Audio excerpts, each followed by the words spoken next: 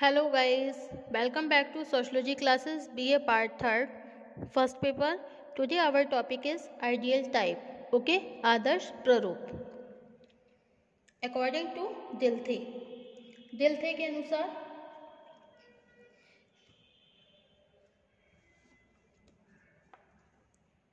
दिल्थे के इतिहासवाद तथा कॉन्त के बुद्धिवाद से प्रभावित होकर वेबर ने समाजशास्त्रीय विश्लेषण के लिए जिस महत्वपूर्ण साधन अथवा उपकरण को प्रस्तुत किया उसे आपने आदर्श प्रारूप का नाम दिया. ओके, किसका नाम दिया? आदर्श प्रारूप.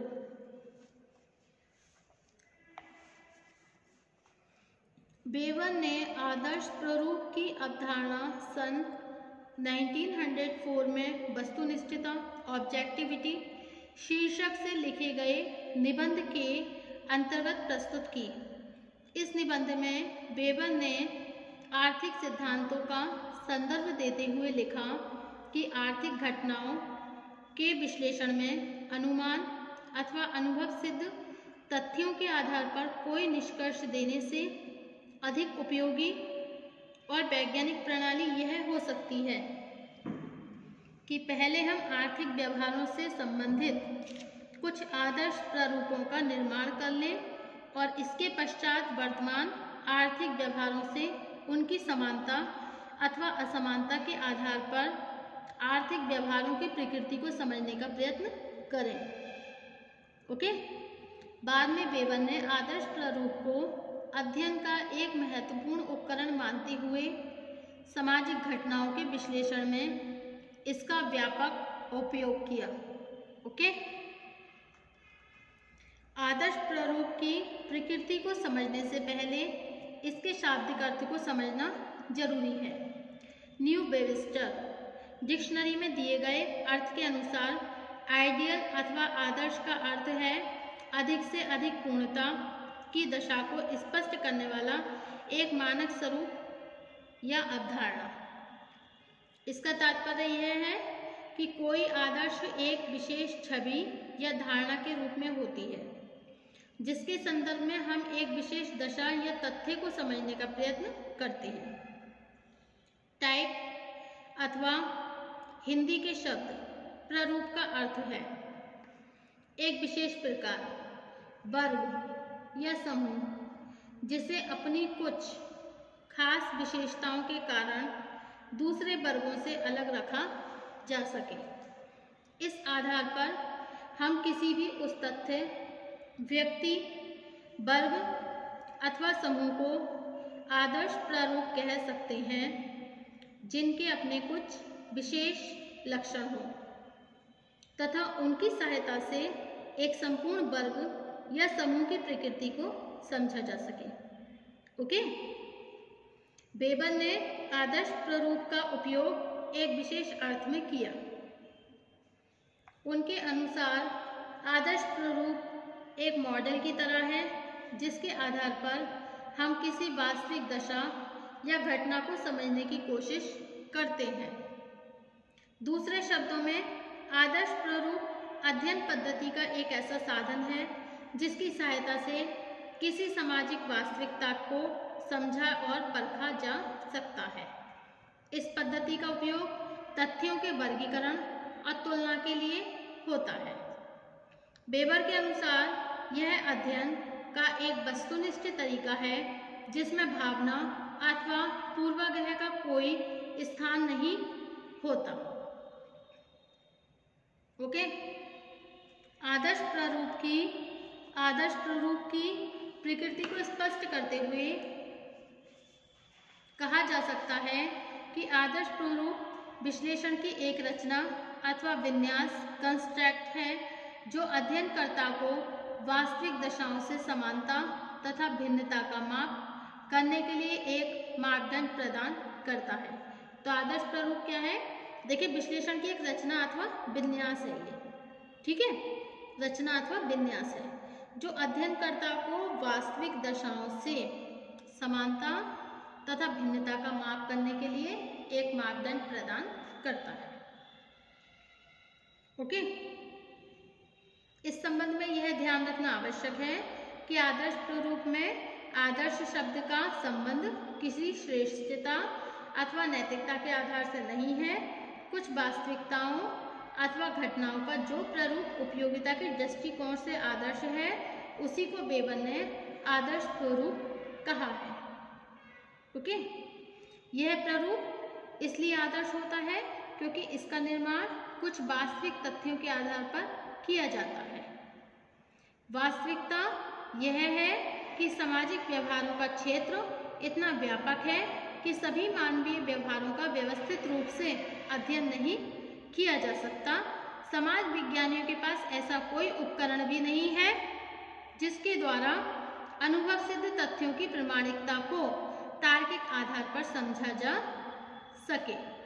इस स्थिति में यह आवश्यक है कि कुछ प्रमुख ऐतिहासिक तथ्यों अथवा व्यवहार के प्रतिमानों का तर्कपूर्ण ढंग से चुनाव करके ऐसे मानदंड अथवा प्रारूप का निर्माण कर लिया जाए जिससे वर्तमान मानवीय व्यवहारों की तुलना करके एक निष्कर्ष पर पहुंचा जा सके। इस आधार पर कहा जा सकता है कि आदर्श प्रारूप तर्क संगत रूप से बनाई गई तथ्यों की एक श्रेणी है जिसके आधार पर अनुभव सिद्ध तथ्यों की तुलना की जाती है। Okay, an ideal type is an analytical construct that serve the investigator as a measuring rod to ascertain similarities as well as deviations in concentrate cases according to Lewis-Coser के अनुसार। ओके,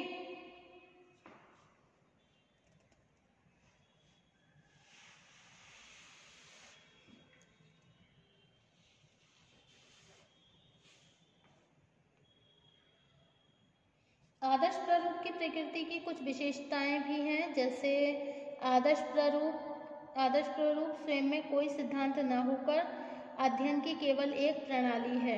यह प्रणाली इस बात को मानकर नहीं चलती कि सभी सामाजिक घटनाएं तार्किक होती हैं, यद्यपि स्वयं आदर्श प्रारूप का एक आधार प्रदान करता है जिसकी सहायता से किसी अवलोकन अथवा अध्ययन को तार्किक बनाया जा सकता है। ओके,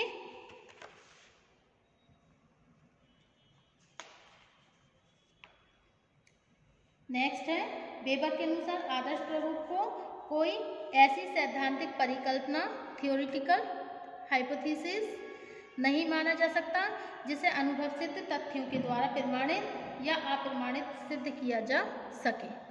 ओके, नेक्स्ट है, आदर्श प्रारूप की प्रकृति औसत प्रारूप एवरेज टाइप से होती है, एवरेज टाइप से भिन्न होती है। आदर्श प्रारूप अपनी प्रकृति से गुणात्मक होता है। इसका निर्माण उन विशेष तत्वों से होता है जो एक विशेष परिस्थिति के अंतर्गत बहुत विशिष्ट और अनिवार्य प्रकृति के होते हैं। नेक्स्ट है आपका, तुलना के एक घटक के रूप में आदर्श प्रारूप की प्रकृति बहुत स्थायी होती है, लेकिन कोई भी आदर्श प्रारूप एक दूसरे से इसलिए भिन्न हो सकते हैं कि उनकी परिस्थितियां एक दूसरे से भिन्न होती हैं। ओके, अब वेबर के अनुसार आर्थिक सिद्धांतों से संबंधित अधिकांश मान्यताएं इस तरह के आदर्श प्रारूपों को स्पष्ट करती हैं। फर्स्ट है आपका विशिष्ट ऐतिहासिक तत्वों के आदर्श प्रारूप। विशिष्ट ऐतिहासिक तत्वों के आदर्श प्रारूप मतलब ideal type of specific historical elements, ठीक है। और सेकंड क्या है, विशिष्ट व्यवहार की पुनर्रचना, ideal type related with reconstruction of specific behaviour. Third है सामाजिक यथार्थ के अमूर्त तत्व, ideal type based on abstract elements of social reality. Okay, तो फर्स्ट आपका क्या है, विशिष्ट ऐतिहासिक तत्वों के आदर्श प्रारूप। वेबर ने स्पष्ट किया है कि आधुनिक पूंजीवाद का प्रोटेस्टेंट धर्म के आचारों से ऐतिहासिक संबंध रहा है। उन्होंने बताया कि पूंजीवाद का उद्देश्य अधिकाधिक लाभ पाना और पूंजी का संग्रह करना है। ओके, प्रोटेस्टेंट धर्म के आचार जिन आदर्श प्रारूपों को स्पष्ट करते हैं वो हिंदू धर्म, इस्लाम, यहूदी तथा बौद्ध धर्म में देखने को नहीं मिलते। ओके, जैसे सेकंड क्या है आपका, सामाजिक यथार्थ के अमूर्त तत्वों पर आदर्श अमूर्त तत्वों पर आधारित आदर्श प्रारूप। ओके, क्या है? सामाजिक यथार्थ के अमूर्त तत्वों पर आधारित आदर्श प्रारूप। Ideal type based on abstract element of social reality. अनेक आदर्श प्रारूप ऐतिहासिक और सांस्कृतिक संदर्भ में कुछ ऐसे अमूर्त तत्वों से बनते हैं जिनकी सहायता से सामाजिक वास्तविकताओं को समझा जा सकता है। इसके लिए बेवन ने निम्नलिखित 3 उदाहरण दिए हैं। फर्स्ट है नौकरशाही का संबंध, सेकंड सत्ता के प्रकार एंड थर्ड है क्रिया के प्रकार। अब है नेक्स्ट आपका विशिष्ट व्यवहार की पुनः रचना से संबंधित आदर्श प्रारूप। Ideal type related with reconstruction of specific behaviour. Okay, कुछ आदर्श प्रारूप इस तरह के होते हैं जो एक विशेष तरह के व्यवहार की तार्किक संरचना से संबंधित होते हैं। इसका उदाहरण देते हुए बेवन ने बताया कि आर्थिक जीवन से संबंधित अधिकांश मान्यताएं और सिद्धांत एक विशेष परिस्थिति में लोगों के संभावित व्यवहार को कुछ आदर्श प्रारूपों के रूप में स्पष्ट होती है। बाजार में मांग और पूर्ति के अनुसार वस्तु की कीमत का निर्धारण होना तथा विभिन्न वस्तुओं की आपूर्ति और उनकी कीमत के आधार पर अक्सर उनकी उपयोगिता का मूल्यांकन करना इस तरह के आदर्श प्रारूप के उदाहरण हैं। ओके,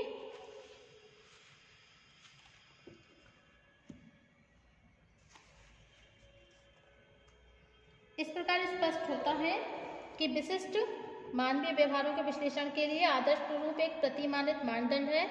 इस मानदंड अथवा मॉडल से तुलना करके यह ज्ञात किया जा सकता है कि एक विशेष अवधि से संबंधित मानवीय व्यवहार किन विशेषताओं को प्रदर्शित करते हैं। यही वह आधार है जिसकी सहायता से सामाजिक घटनाओं की व्यवस्थित विवेचना की जा सकती है। Okay, thank you for watching my YouTube channel. Thank you so much guys. अब नेक्स्ट टॉपिक होगा हमारा call marks 18th, 83। Okay, thank you.